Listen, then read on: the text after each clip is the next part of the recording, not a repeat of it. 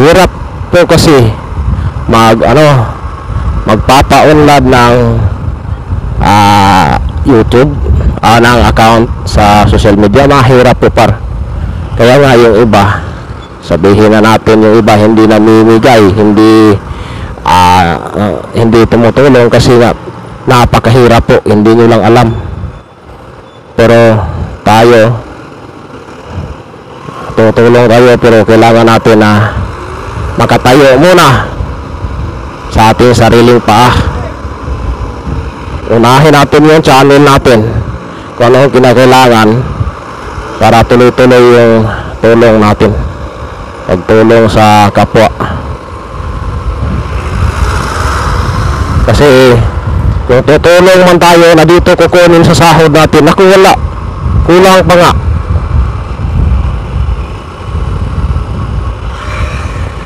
Pero may mga binibigyan ako, namimigay ako, pero hindi ko inaano ng camera.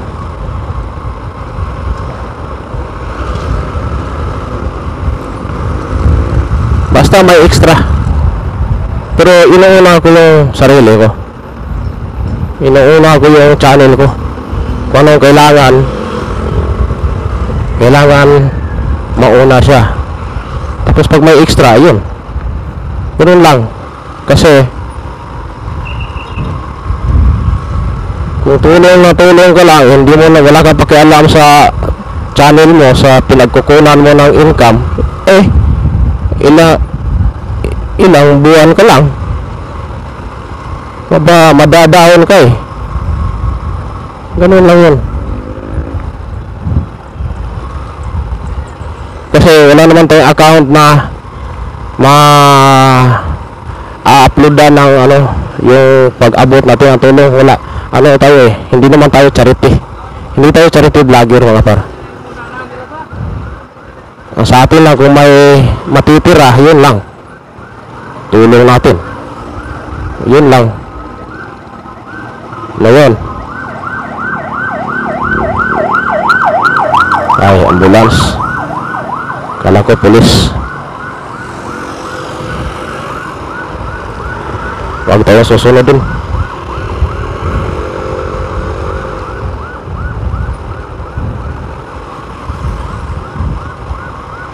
Ganyan lang mga par, hindi tayo charity vlogger, kaya hindi kailangan na pa natin, i-vlog natin yung pag-abot natin ng tulong. Yung mga charity vlogger, hindi, marami kasi hindi nakakaintindi binabas nila yung tumutulong na mga charity vlogger. Para po sa kalaman ng lahat yung charity vlogger, kaya nga binibidyo nila yung inaabutan nila ng tulong. Kasi nga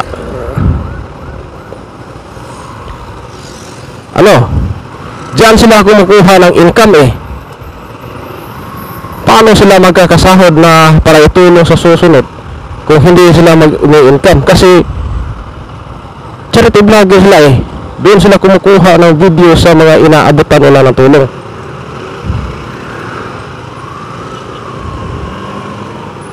Charity vlogger yan. Hindi nyo lang naintindihan. Kasi yung iba kasi pera sa iba, hindi kasi malawak yung pag-iisip. Tumatanda na hindi malawak yung pag-iisip. Marami nang nasabi, hindi sa ganun na hindi nyo naintindihan. Charity vlogger, yung vlog po mga par, sa mga hindi nagkakaalam, may kategory po yan Hindi yung basta-basta kung anong ginagawa mo, i-upload mo sa isang channel. May kategory po yan. Kung anong kategory pinili mo, yun yung upload mo. Sila, pagtulong yung kanilang kategory, yan, tumutulong sila. Doon sila kumukuha ng income. Sabihin ba na iba, ginawang negosyo. Naku, alam mo mga par, pero ito sasabihin ko sa inyo yung pag-vlog, yung sikat ng mga vlogger, kumikita talaga yan. Dahil nagsikap sila. Yung tinutulong nila, by percent lang yan sa kanilang income. Halimbawa, kukuha sila ng 25% sa pang-araw-araw nila na gastos na pag-iikot, pagtulong, pagkain nila. Kuha sila ng 25% a month. Yung 25% o parang yung 25% para tulong sa tao. Yung ibang 25% para yun sa kaniyang pag-i-edit. At sa yung 25% naman para yun sa kaniyang sarili, insurance. So ibig sabihin, kung nagtatrabaho ka, yung income mo hindi walang bawas, kaya ka umaasinso. Kasi yung sahod nila walang bawas, doon na kinukuha sa pag-vlog nila yung lahat ng pangangailangan nila. Umaasinso talaga. Yung tinutulungan, hindi yan aasinso. Kasi naghangad lang yan ng tulong. Diba? Ano yung aasinso? Na nag-antay lang yan ng tulong. Kung wala, sila. Kung matutulong o wala, may trabaho din. Kaya umaasenso. Ganyan yung pagkakaintindi, mga par. Hindi yung ginawang negosyo daw yung yan charity vlogger na yan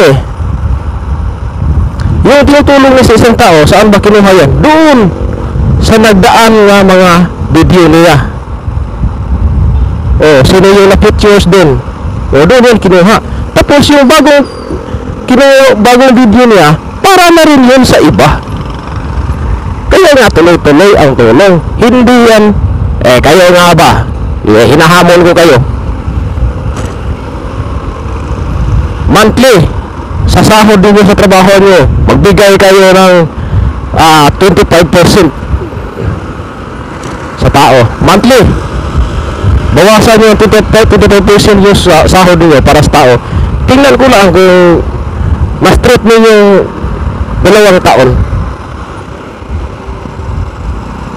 24 months. Hindi, di ba?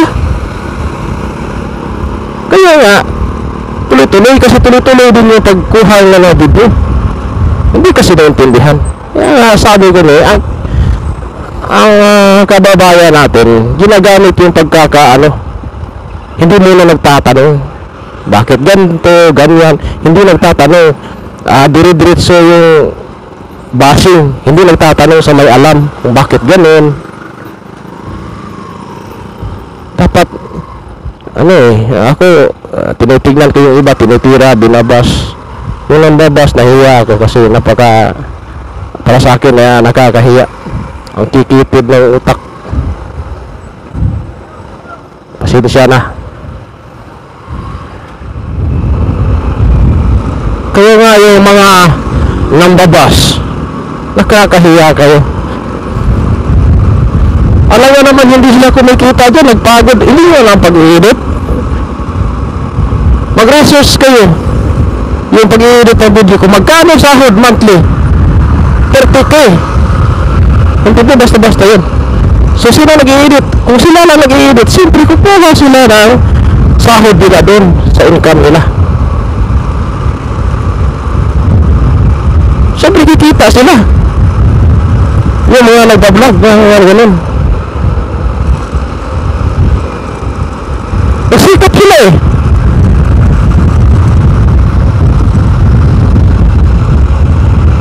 kaya kikita. Kayo wala po. Kipit ang utak ko. Tanda nyo na. Pero hindi, tinitignan ko lang yung mga post ng iba, no? Hindi nilang babas. Kakahiya kayo. Yung iba tinitignan ko,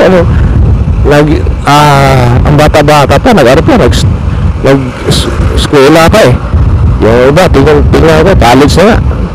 Pero ang liit ng utak.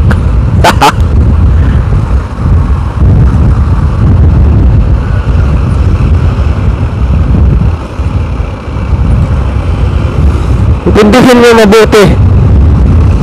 Siguro alam ko yung iba, naintindihan naman nila na ganun kasi, kaya tuloy-tuloy yung tulong nila. Kasi araw-araw may video sila nakukuha, doon sila kumuha ng income.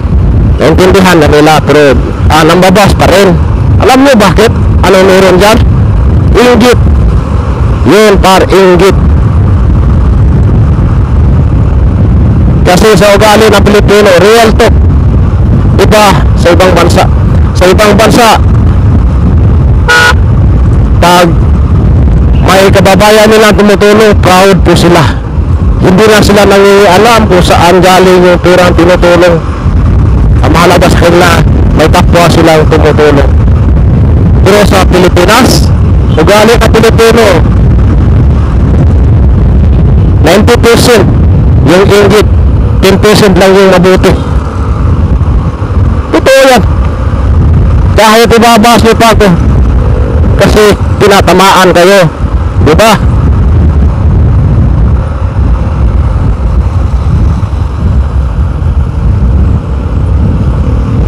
Totoo naman yung sinasabi ng iba ng mga matatanda. Kung maanghang sa'yo, ikaw yung kumakain ng sili.